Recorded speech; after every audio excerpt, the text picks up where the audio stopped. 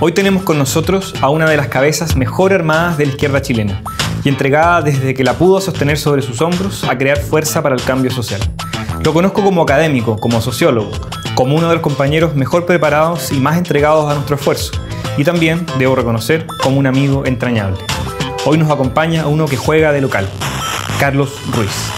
Una generación de recambio. Hoy en el 2000 los hermanos Blues van a... Bueno, hola Carlos, es un gusto tenerte acá en Salida de Emergencia. Bienvenido. Gracias.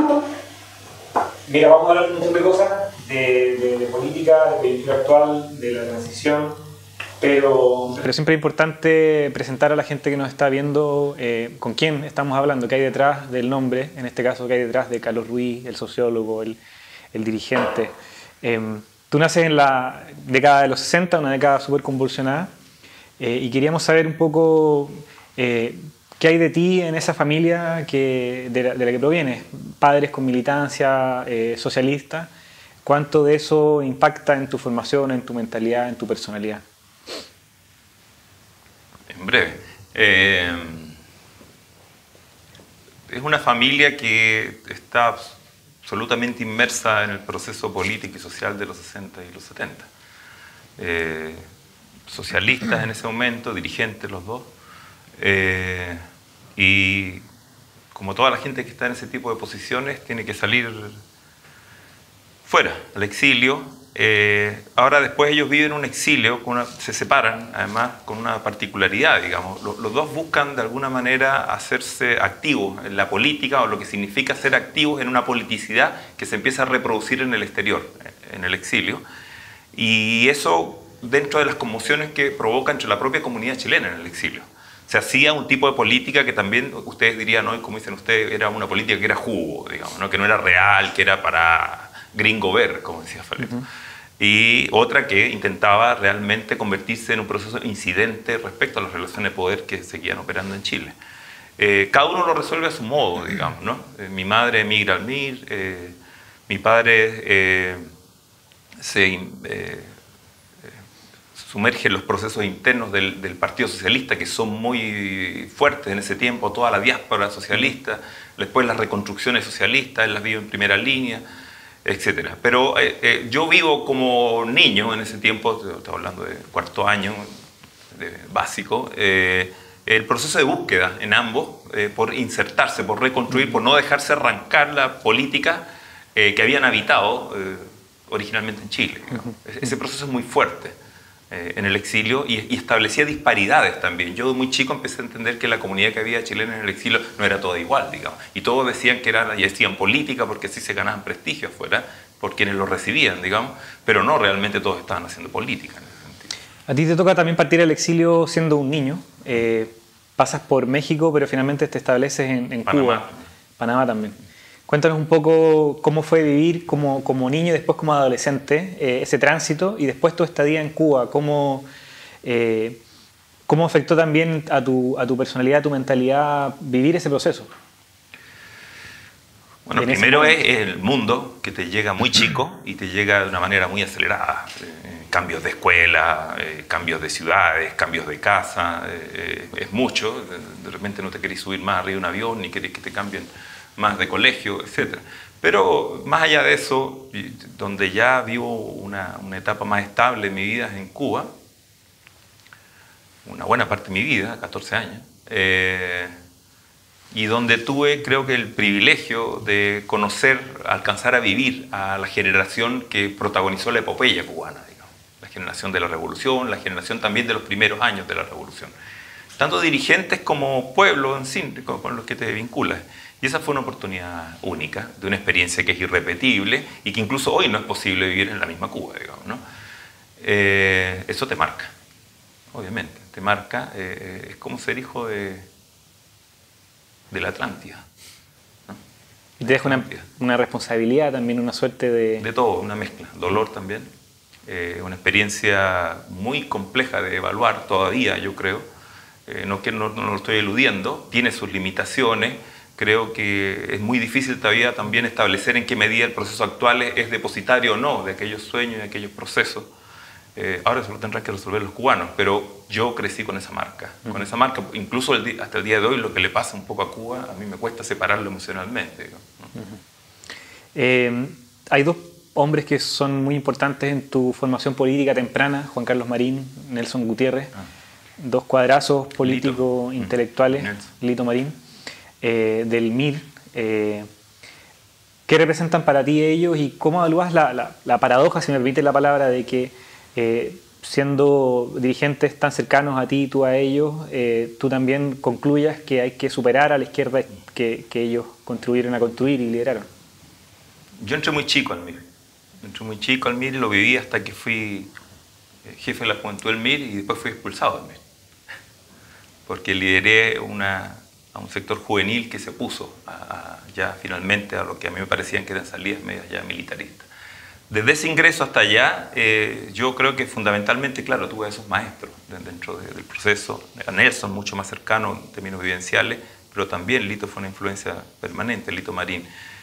Y te permiten, yo creo que incluso para algo parecido a lo que te decía antes de mis padres también, una aproximación a la política en una dimensión mucho más grande, más profunda, incluso lo que uno podía vivir en la militancia directa, eso siempre con Nelson, digamos.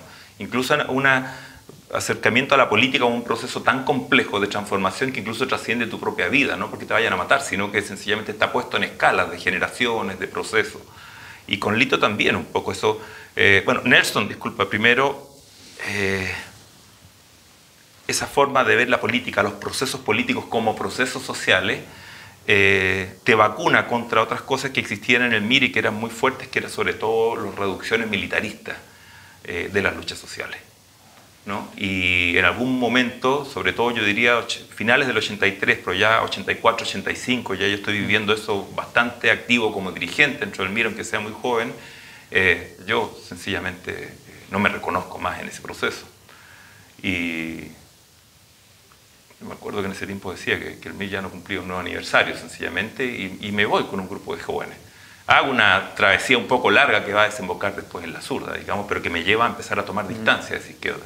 Y Lito es otra cosa, Lito es también, ambos siempre con influencias intelectuales muy fuertes, la aproximación a una noción del poder como algo mucho más complejo que la simple coacción, que la simple represión, y esa capacidad que tiene el poder de producirte, de modelarte, digamos. No solamente la dimensión de que el poder logra hacer lo que no quiere que suceda, sino también cómo logra producir lo que quiere que suceda. Y eso generalmente pertenece al campo de la invisibilidad. Es mucho más difícil de advertir. Y generalmente, además, los que vivimos en las prácticas de resistencia, tendemos a fetichizar, ¿no? La parte coactiva, la parte represiva. Entonces, te fueron aproximando, me parece a mí, digamos, no sé si fue el buen producto o no de ellos, ya no está ninguno de los dos para decirlo, pero a una visión mucho más compleja de la política, en ese sentido. Y a una visión también muchísimo más compleja de lo que podía ser esta aventura gigantesca, humana, y no solamente puesto en la escala de tu propia vida, de intentar superar las limitaciones materiales y espirituales del capitalismo, digamos, ¿no? Era un proceso inscrito a una profundidad en la condición humana mucho más compleja, digamos, ¿no? En este tránsito, bueno, en paralelo a tu compromiso político, también está tu tránsito a la adultez, a los estudios universitarios. Tú, bueno, hoy día eres un reconocido sociólogo en Chile, diriges el departamento de Sociología de la Universidad de Chile, pero no llegaste automáticamente ahí, estudiaste física. Y también en ese proceso hay otro personaje que fue relevante para tu formación, que fue Enzo Faleto, cuya cátedra de hecho heredaste. ¿Qué heredas más allá de la cátedra de él? Sobre todo en términos de su insistencia por atender los procesos de formación de clases empresariales en Chile y su preocupación por atender también la realidad latinoamericana en un contexto de unas ciencias sociales chilenas muy metidas en sí mismas, claro, y muy limitadas por lo mismo. Ese es otro privilegio, ¿no? Haber llegado a... Yo creo que puedo decir que con Faleto era maestro, pero también era un amigo, ¿no? Compartimos mucho. Tuve la ocasión de conocer a un intelectual de una altura, de verdad que un privilegio. Faleto te abre acceso a una dimensión distinta, para mí, de Chile, digamos. Faleto es una persona que está en la primera línea de los grupos concertacionistas que empiezan a modelar la transición. Y por lo tanto ve con un poco de antelación que el asunto va para otro lado. Sencillamente y empieza a tomar distancia. La posibilidad de una aproximación a una dimensión así de la transición, a las mezquindades de la transición, a la transición, él no lo diría así, pero yo lo voy a decir así, como estafa, digamos, como la estafa de un sueño democrático y como la estafa de una posibilidad de refundar el modelo de desarrollo, ya eso yo lo empiezo a ver claro con él. En Faleto es muy fuerte la atención al carácter social del Estado, a la poca variación que hay en ciertas políticas sociales, a la relación cada vez más orgánica que se va estableciendo entre la transición y el empresariado. Sobre todo, yo creo que no alcanzó a ver a los niveles a que esto ha llegado hoy, y lo que se sabe hoy, lo que se está investigando hoy, como SQM o estas cosas, digamos, Angelini, etcétera, Penta. No, sencillamente lo veía a partir de los reacomodos empresariales que ya se habían empezado a producir la crisis económica del 82, 83. Estoy hablando del Faleto que empieza a escribir el año 89, 90, 91. Entonces, a mí, esa es mi puerta de entrada a la academia, no es otra también, lo cual encuentro que también fue la verdad que un acceso privilegiado, insisto, de uno de los mejores y para muchos el mejor sociólogo que existió en este país. Entras a la universidad en el Chile de los 90, sí. Un Chile gris. Intelectualmente muy gris. Muy contradictorio, pero fundas La Zurda, de la cual fuiste uno de los principales ideólogos y organizadores. Una organización muy interesante porque fue muy audaz en términos de superar las prácticas, los horizontes de lo que había sido hasta ese minuto la izquierda. No somos sangre nueva para viejas derrotas, era una de sus principales consignas. Queremos aprovechar de preguntarte qué inspiraba a la Zurda, qué la motivó y también cuáles fueron sus límites, por qué fracasó también, ¿cómo lo explicas tú? La Zurda, y no lo digo solo por mí, mucha gente, eran centenares de gente los que protagonizaron todo ese esfuerzo en un tiempo muy difícil, en un tiempo donde la dominación, el control social, el concertacionista era muy fuerte, era impenetrable prácticamente. Creo que las formas de resistencia que se promovían en los años 90, aparte de la Zurda, eran las que movían los grupos más radicales del Partido Comunista. Y lo demás sencillamente lo tenían absolutamente atomizado. La Zurda es una suerte, yo diría, con toda esa gente, fuimos de conciencia de la crisis histórica de la izquierda, de la crisis de la izquierda histórica, de su necesidad de readecuarse, digamos, a condiciones de resistencia, de lucha que habían cambiado radicalmente. Y la transición incluso había abierto una etapa más compleja para intentar realizar anhelos sociales y no más proclive, digamos, ¿no? De manera que para muchas de esas izquierdas había sido mucho más fácil ubicar un enemigo, si tú quieres, y al otro, la otra edad, en tiempos de dictadura, en términos del modelo neoliberal o desarrollo que existía, y no respecto a cómo a tantas construcciones de la dictadura se le estaba poniendo de una manera creciente apellido civil, ¿no? La Zurda es producto de eso y entonces también del instinto de refundar una rebeldía en esas condiciones y no estar apelando a un facilismo de banderas que a nosotros nos parecían que estaban agotadas. Entonces la Zurda también nace con este intento de juicio histórico, ¿no? Primero a lo que quedaba de izquierda armada, ¿no? Me recuerdo al Frente Patriótico, a los Lautaro en ese tiempo, a los Mires, porque había varios Mires, etcétera, con los cuales nos agredían muchísimo en ese tiempo, y entonces la propia discusión que empieza ya en el plano de lo social y lo político con el Partido Comunista, que es donde sí yo puedo reconocer prácticas reales de anclajes sociales y por lo tanto donde habían distintas maneras de percibir este proceso, pero reconocíamos una práctica y ellos también lo reconocieron con nosotros, en particular la Gladys y yo tuvimos una relación en ese sentido de reconocimiento del proceso con el cual estábamos intentando lidiar. Por lo tanto, si algo se podía legitimar en este rato era un poco solo sé que no sé nada y lo que corresponde es un proceso de búsqueda para reinstalar esta utopía. No todo está dicho. No todo está dicho. Eso se va a ir profundizando después, hasta las prácticas que tenemos ya más ahora, y la propia izquierda autónoma, Nodo 21, etcétera, donde se han elaborado mucho más estas cuestiones. Pero el instinto originario y la propia noción de autonomía la reivindicamos en los años 90, ¿no? La Zurda tiene una vida relativamente corta, pensando en otras organizaciones políticas, y quería también preguntarte por eso.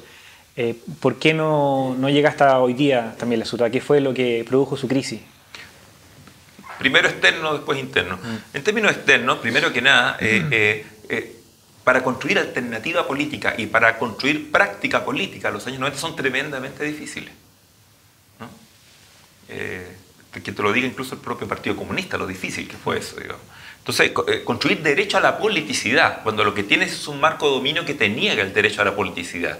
La transición es una fantástica utopía de política sin sociedad y de economía sin sociedad, sin tener que tomar en cuenta otros intereses sociales que no sean los empresariales. Eso fueron los años 90. De ahí que sean también tan pobres en términos intelectuales y que no permitan mucha reflexión. Entonces, en ese envión es muy difícil sostener estos procesos. Yo creo que nosotros lideramos en ese rato procesos sociales, las luchas estudiantiles, las tomas poblacionales, el intento de agrupamiento de centros sindicales, sindicatos de base en Cerrillos, en Valdivia, en varias partes, con el CINAMI en el norte, etc. Pero era muy difícil, tenía mucho control sobre las cosas.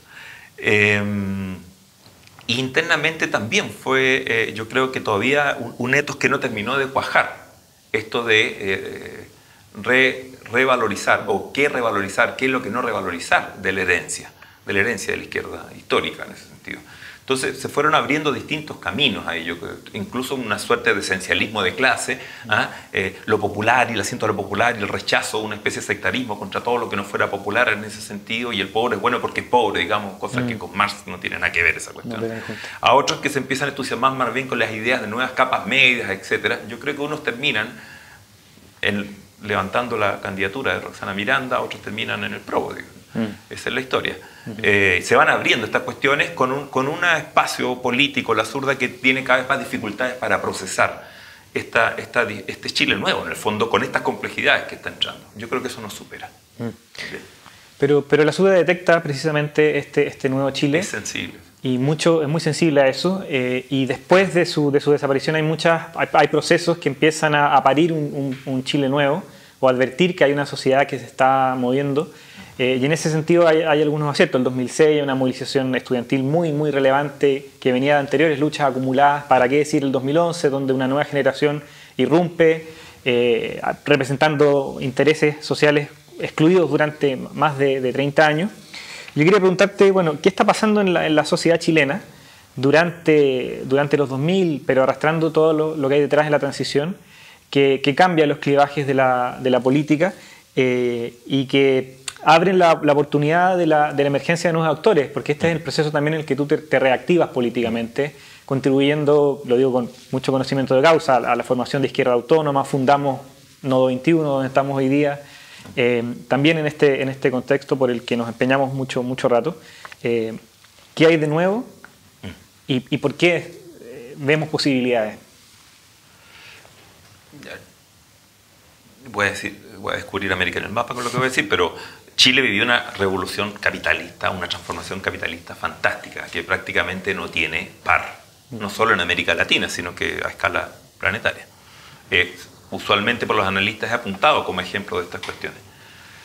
Esa mutación, sobre todo institucional y económica, también empezó a arrojar un nuevo mapa social.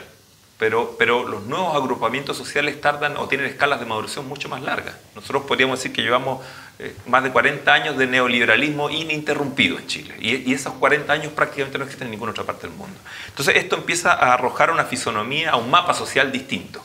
Y ahí empiezan a aparecer grupos, intereses, identidades que van madurando, que no tienen cabida al alero de esta estrecha politicidad que estableció la transición. Y por lo tanto, en su chocar con sus intereses que no son escuchados, en la sordera de esa política, lo que empiezan es a desbordar esa política, sencillamente. Y esa experiencia empieza a ser mucho más clara ya en la primera década de este siglo, digamos, ¿no? Como tú dices, en el 2006 ya es muy claro el apoyo de la sociedad chilena al movimiento de los pingüinos, ya el 2011 es mucho más claro. La concertación hoy te trata de hacer creer que el 2011 fue contra Piñera, pero la verdad es que no tienen cómo hacer creer eso, digamos. Lo repiten, pero no funciona, ¿no? Es mucho más que eso con lo que está chocando a toda la gente. Y eso abre ya condiciones distintas, incluso también para algunas cosas que quizás nosotros veníamos hablando de antes, pero que eran menos corroborables, digamos, o menos evidentes. Yo vi de una manera muy esperanzadora lo que estaba pasando, en particular el 2006. Para mí el 2006 fue muy impactante en ese sentido.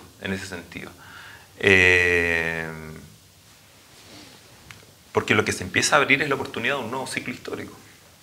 Y eso no es algo que vaya a declarar algún comunicador de la moneda, sencillamente, a partir de un conciliábulo partidario. No, es una cuestión que tiene que instalar la propia sociedad. Ahora, ¿cuál es ese camino de maduración de todas estas fuerzas? Es súper difícil decirlo, ¿no? Uno no lo puede anticipar. Pero eso, estamos a las puertas, yo creo que, de un periodo cultural, intelectualmente mucho más fecundo que lo que fueron, por ejemplo, los 90. Bueno, con esto nos estamos metiendo, de hecho, en el tema fundamental de tu último libro, de nuevo, La Sociedad, en el que, bueno, además de describir las transformaciones que han ocurrido en la sociedad chilena y en su política, que yo diría también se pueden rastrear en trabajos tuyos anteriores. Ya en el 2004, me acuerdo en una revista de análisis del año de la Facultad de Ciencias Sociales, precisamente analizabas cómo en el conflicto, al calor del conflicto por la educación, se hacía presente el conflicto de la desigualdad con mucha fuerza, como no se había hecho presente en los 90. Bueno, pero en el libro también te refieres a cómo la vocación socialdemócrata de la concertación también empieza a corroerse, a perder mucho poder. Eso es claro para la gente de la izquierda, que en este país, la organizada al menos políticamente, no es mucha. Quienes venimos insistiendo en eso solo en los últimos años hemos comenzado a hacer oído. Todavía hay personas con mucho entusiasmo e interés en que conquistemos mayores grados de libertad, de igualdad, que siguen creyendo que la concertación puede traer ese nuevo orden. Lagos representó una primera frustración ya, convocó a mucha gente la idea de que era un nuevo presidente socialista que podía hacer eso, y ahora también la nueva mayoría. Entonces, pero no sucede. ¿Cómo le explicarías tú a esa gente cuál es la incapacidad de fondo que tiene la concertación para implementar un camino de reforma? A ver, yo primero creo que el campo del descontento es sumamente variado, por lo tanto los desanclajes en las esperanzas que habían son también muy variopintos. Yo creo que la nueva mayoría no tiene nada de nuevo, y además ahora tampoco creo que ni la propia elección de mayoría, digamos, ni nueva ni mayoría, ¿no? Bachelet subió con un cuarto de los votos posibles en este país, con un poco más del 25%. Esa es la realidad. Menos que ella misma y menos que Piñera, de hecho. O sea, aquí hay un declive histórico de la legitimidad de la política, que es general y es transversal, por supuesto, ¿no?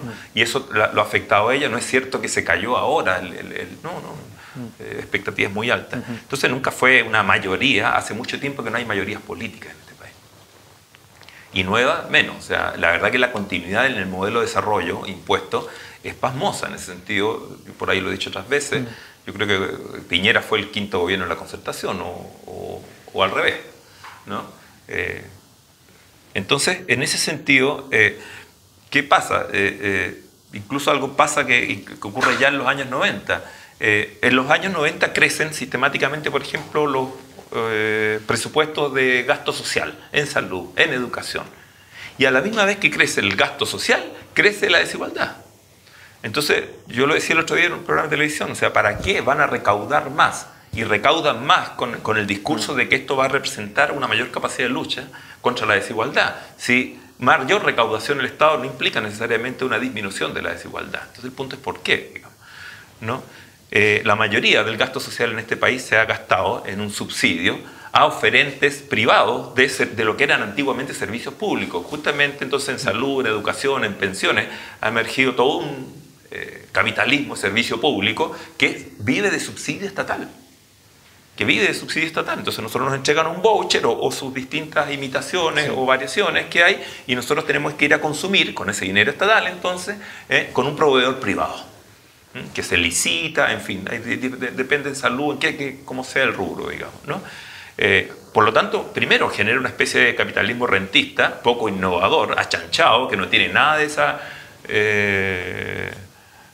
capacidad de creación, de aversión por el riesgo, etcétera. Al contrario, y apenas le cortan la manguera o le pisan la manguera del subsidio estatal, empieza a alegar, sencillamente, ¿no? Empieza a alegar, o sea, es un parásito del Estado, o tiene al revés, colonizado el Estado que trabaja. Entonces eso te llama la atención a otra cosa, digamos. O sea, mi punto es ni siquiera aumentar necesariamente los gastos, ¿no?, en lo que me llaman políticas sociales, sino entender cómo se utiliza ese dinero. Entonces ahí la bandera de los derechos sociales, que nosotros empezamos a trabajar antes del 2010, 2011, ya en ese tiempo, y que es una herencia, paréntesis, socialdemócrata originaria, ni siquiera es revolucionaria, como quieren creer mucho. No cabe, por ejemplo, en algo que se autodenomina socialdemócrata como la concertación, ¿no? Por el contrario, entonces, todas estas posibilidades de acumulación, de nichos regulados de acumulación a ese capital tan rentista, tan achanchado, tan parasitario, están ancladas justamente en que hay una administración política estatal que les permite todo ese subsidio, ¿no? Entonces hay una relación orgánica entre ese empresariado y las élites concertacionistas que lleva más de 25 años. Entonces, en ese sentido, claro, colonización empresarial. ¿qué se puede esperar de esto? Bueno, ¿qué se puede esperar de esto? Lo que quiero decir es que, a ver, no es una crítica, porque hoy se utiliza mucho una crítica a este gobierno como incapaces, como si hubiese un problema de capacidad, como si eso fuera lo fundamental, o también una crítica media moralista, o sin capacidad de liderazgo, incapacidades técnicas también. ¿No? Sistemáticamente han trabajado en la misma línea de subsidio. El mismo problema hoy de la reforma educacional es que no tiene un compromiso con la educación pública, ¿no? Y va a generar mayores ingresos a universidades privadas, a establecimientos privados, ¿no? Etcétera, ¿no? Entonces, eso... yo tengo la impresión de que ya la gente, esto forma parte incorporada de su malestar, ¿eh? Bueno, este caso de la vocación socialdemócrata, si es que alguna vez la tuvo, la concertación en alguna parte, es también el ocaso de la izquierda. Su pérdida de brújula es radical. Hoy día la ofensiva neoliberal agarró tal hondura que hoy día ha puesto a muchos izquierdistas a pensar en términos neoliberales. Hoy día es un comunista el que lidera, por ejemplo, la profundización de la lógica de la política social focalizada. Nosotros le respondimos, de hecho, en una carta a Marcos Barraza, del Partido Comunista. ¿Por qué te parece a ti que la izquierda histórica, tradicional, ya no puede pensar fuera de la caja? Muchos dicen que por una cuestión de vinculación monetaria al Estado. Nosotros creemos que la cosa va un poco más allá. ¿Cómo desarrollarías tú esa incapacidad que tiene la izquierda para ser izquierda hoy?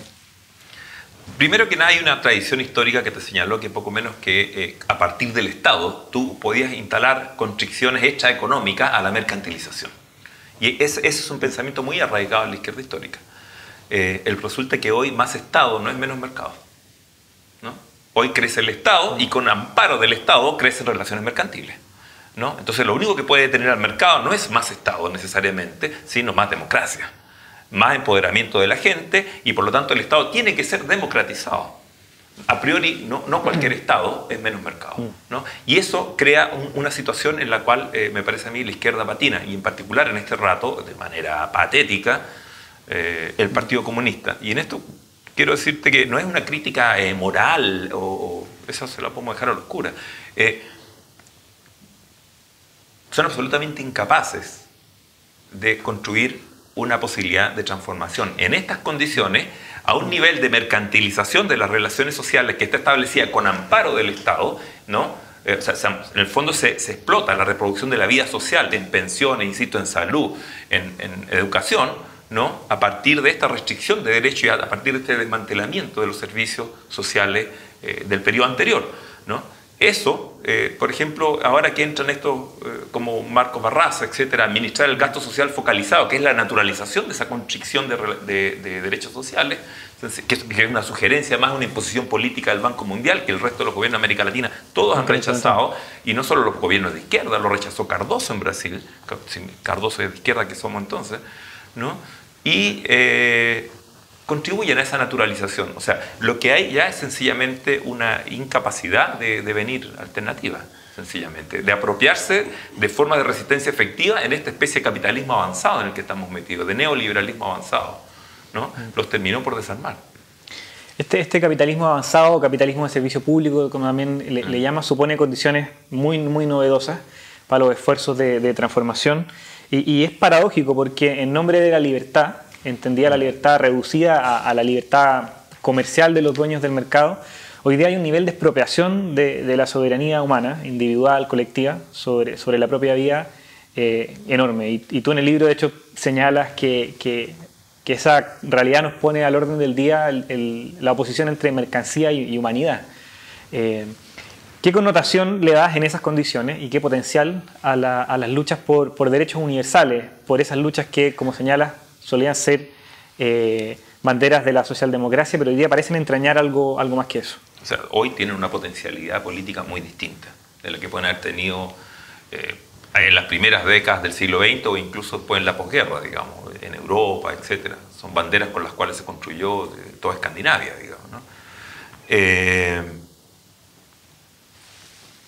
Chile es un caso extremo de privatización de las condiciones de vida, ¿no? Prácticamente toda tu reproducción depende del ingreso que eres capaz de generar, ¿no? Y lo que no logras resolver tú pedaleando solo, sencillamente no lo tienes como acceso, como derecho humano, en fin. Eso te hace, entre comillas, mucho menos libre. Porque además, a quienes les tienes que comprar esos servicios, entre comillas, públicos, porque son privados, son situaciones absolutamente colonizadas y monopólicas, ¿no? Que además, en nichos regulados que están instalados con protección estatal. Entonces, toda tu reproducción está sembrada en no más de 5 opciones de AFP, no sé, etcétera, ISAPRES, etcétera, clínicas privadas que viven del subsidio estatal, de todo eso hay un montón de estadísticas. La propia educación se transforma en un nicho de acumulación gigantesco y fantástico en este país, y eso es fundamentalmente con la concertación. No es, insisto, no es que esté defendiendo a Pinochet, pero Pinochet es muy inocente de muchas de estas cosas. El CAE, el genial invento de Evitar, o el plan Auge, etcétera, con Lago, ¿no? Son tremendo, las concesiones de las calles, etcétera, ¿no? Son tremendos transferencias de capital público a esferas privadas, ¿no? Eso deja al individuo en una indefensión tremenda y por lo tanto a la condición humana en un nivel de privatización y de dificultad de las viejas relaciones sociales que es brutal. Entonces ese individuo empieza a explotar. Ese individuo empieza a explotar en un malestar que creo que todavía no tiene un relato político, que todavía no tiene acabadamente un relato cultural. Ya va a tener, yo insisto, yo creo que esto va a tener sus propias expresiones políticas, va a tener sus propias canciones, va a tener su propia pintura, va a tener su propia estética, su propia poesía, pero está por llegar todavía en la medida que este individuo, que ha sido parido por el siglo XXI de este capitalismo avanzado chileno, va a empezar a apropiarse de su propia historia. Y ahí sencillamente el resto de la política empieza a quedar agotada con sus viejas estrategias de resistencia, con sus viejas formas orgánicas, etc. Y por lo tanto tiene que, o está compelida a reinventarse. Ahí es donde la concertación es absolutamente pasado. Es completamente pasado. La concertación se enterró con haber profundizado estas cuestiones en 25 años continuos. Siempre conversamos acerca de la similitud un poco que tiene esta realidad de cambio con la loca década de los 20 y en ese minuto también supuso una ruptura muy sustantiva respecto de la política anterior. De hecho, la izquierda del siglo XX nace en ese proceso con cosas completamente nuevas y ese pasado oligárquico. Agrario. Oligárquico, claro, ese Chile de fondo. Sí. Y empieza el Chile ciudades. Yo creo que ahora estamos ante un parte histórico de esas características. A eso me refiero con nuevo ciclo histórico.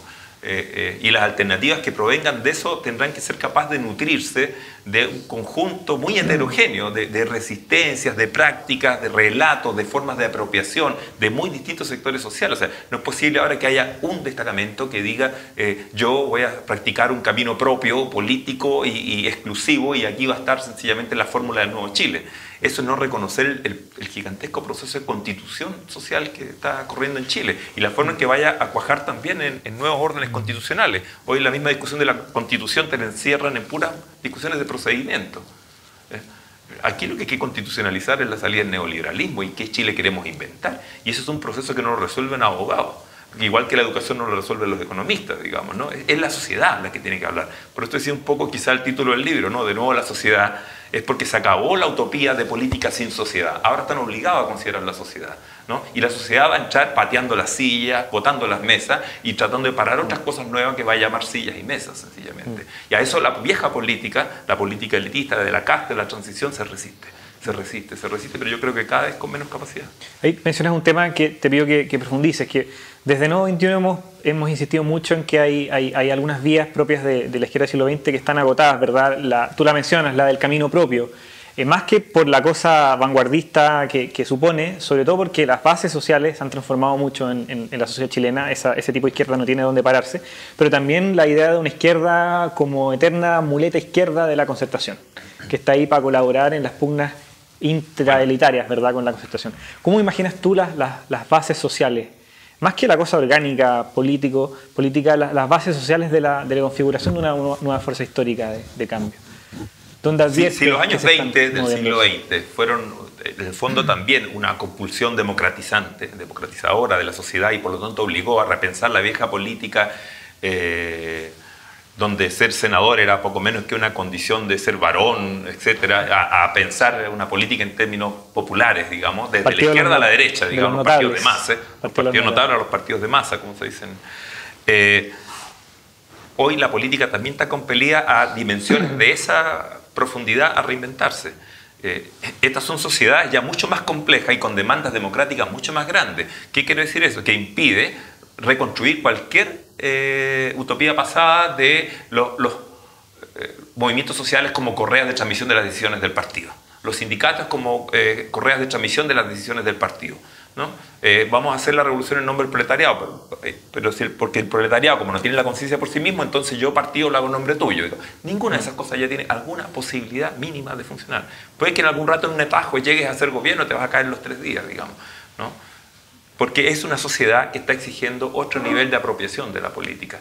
Y en ese sentido, con toda seguridad me atrevería a aseverar lo siguiente, digamos. O sea, las construcciones políticas tienen que ser mucho más complejas, mucho más abiertas, ¿no?, a un estado de deliberación mucho más amplio. Las posibilidades de salidas elitistas aquí fueron muy al amparo todavía de un pinochetismo que se iba replegando, y al amparo de ese pinochetismo también vivió el elitismo de la propia concertación. Eso no es posible reeditarlo hoy. Por lo tanto, tampoco tiene mucha posibilidad intentar una política hoy intentando hacer presiones dentro de la alianza, sencillamente, ¿no? Eso es tener metido una pata en la piscina del pasado, ¿no? Carlos, antes de despedirnos, vamos a hacer un ejercicio. Yo te voy a mencionar algunos nombres de algunos personajes y tú me vas a decir brevemente, con lo primero que se te venga a la cabeza, qué piensas de ellos. Eugenio González. El socialismo del cual no se quieren acordar los socialistas de hoy.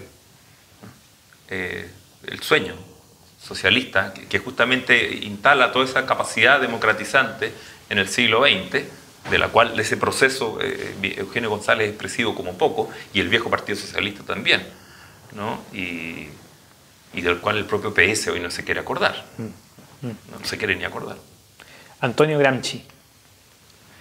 Gramsci abre la puerta a una lectura posible de la transformación y de la revolución en muchas cuestiones en que, por ejemplo, la experiencia leninista originaria, me refiero, no las había abierto. Y te abre la idea de las dimensiones culturales como disputas de poder, etc. Sumamente importante recuperar hoy, me parece a mí. Alguien que ya lo mencionaste, pero para sintetizarlo, Juan Carlos Marín. Lito, te decía, Lito es dos cosas. Lito es, primero, la rebeldía como un acto básico cognitivo. Es imposible acceder a una dimensión crítica, estética, lo que sea, si no te paras como un rebelde. Hasta Einstein te llegaba por Lito como un rebelde, digamos, ¿no? Un tipo que se escapaba de la norma para poder pensar, sencillamente, y por lo tanto ensanchar los límites del conocimiento. Entonces, primero esa dimensión de la rebeldía, y no solamente como la malcriadez, digamos, como te la enseña el conservadurismo. Y entonces te la lleva a una dimensión política constructiva, digamos, pero también propia de la condición humana, digamos, de la expansión de las capacidades de la condición humana. Y lo otro es el poder, ¿no? El poder, te digo, o sea, esa idea de que si el capitalismo es tan fuerte, es porque no solo es capaz de evitar lo que no quiere, sino porque también es capaz de producir lo que quiere. Y esta segunda dimensión generalmente se nos queda en la oscuridad, digamos. Entonces, siempre alumbrándote, exigiéndote ver también esa capacidad moldeadora, productiva, constructiva de conductas que tiene el capitalismo, ¿no? Al final está mucho más metido entre nosotros que lo que nosotros pensamos, digamos, ¿no? La propiedad privada, el respeto, ¿no? Tengo frío, no te voy a quitar el suéter, ¿no? Porque es tuyo, ¿no? Pero es un derecho humano que yo no pase frío, ¿no? Bueno, no, pero a lo mejor tú no lo quieres, no, de todas maneras, pero es tuyo, ¿no? Eso, ¿en qué medida ha producido, digamos, todo el orden? Lito, en ese sentido,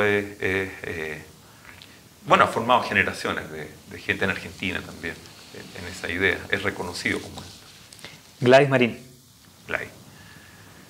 Gladys es...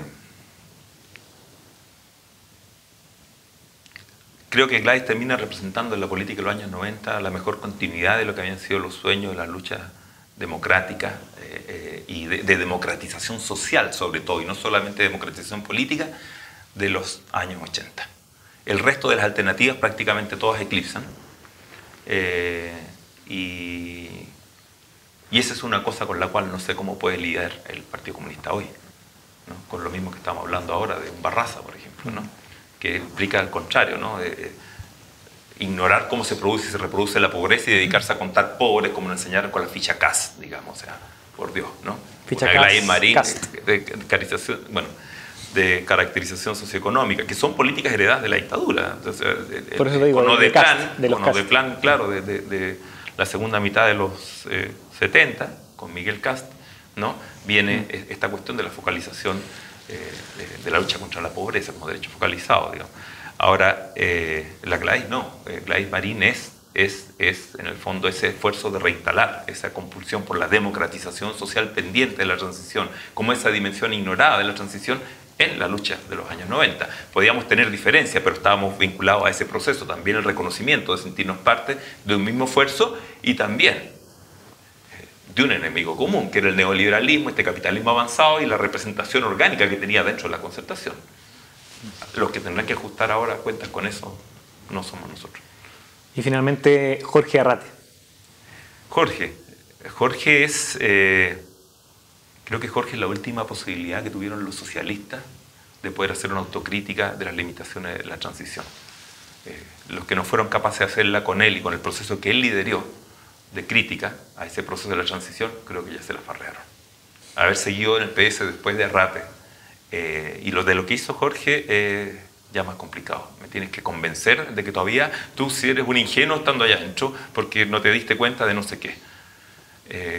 Creo que Jorge puso en algún rato esa posibilidad de abrir dentro de esas filas incluso, una elaboración crítica, un juicio crítico de la historia reciente chilena. Bueno, Jorge, Carlos, llegamos al final, sacar el programa, pero nosotros nos vamos a seguir viendo a diario probablemente como hacía los últimos años Trabajando en este empeño. Gracias. Gracias a ti.